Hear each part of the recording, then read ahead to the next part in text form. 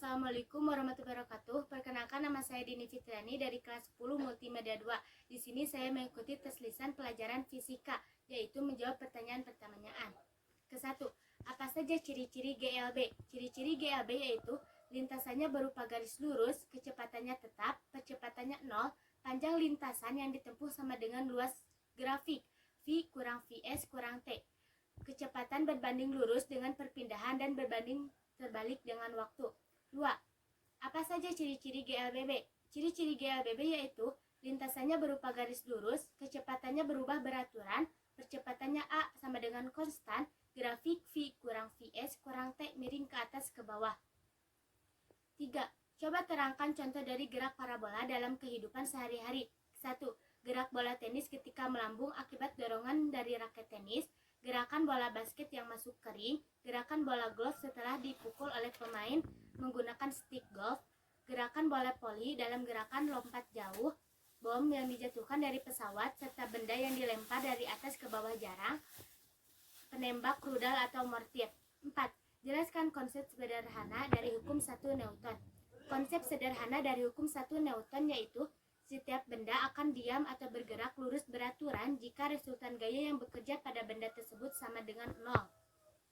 5. Apa saja contoh hukum 3 Newton dalam kehidupan sehari-hari? 1. Seseorang yang mendorong tembok, gaya yang diberikan pada tembok tidak membuat tembok bergeser. 2. Gaya hentakan pada pistol saat seseorang menekan peletuk sebuah pistol.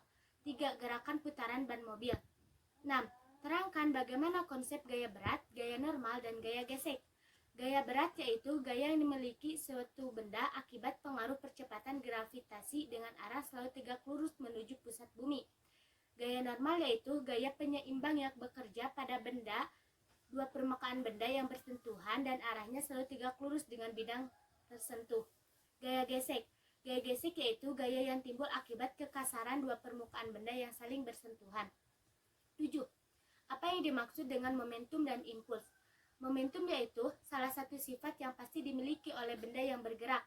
Momentum dapat digunakan sebagai ukuran untuk menggerakkan atau menghentikan suatu benda, yaitu melalui besarnya gaya yang dibutuhkan dalam fisika. Momentum didefinisikan sebagai hasil perkalian antara massa dan kecepatan benda. Impuls merupakan gaya kontak sesaat atau gaya yang bekerja pada suatu benda dalam waktu yang sangat singkat. Dalam fisika, impuls didefinisikan sebagai hasil perkalian antara gaya dan selang waktu gaya yang bekerja pada benda.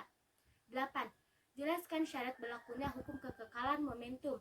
Syarat berlakunya hukum kekekalan momentum ialah tidak ada gaya luar yang bekerja pada kedua benda yang bertumbukan. 9. Terangkan perbedaan getaran dan gelombang. Gelombang merupakan getaran yang merambat melalui medium tertentu atau gelombang bergerak dalam ruangan.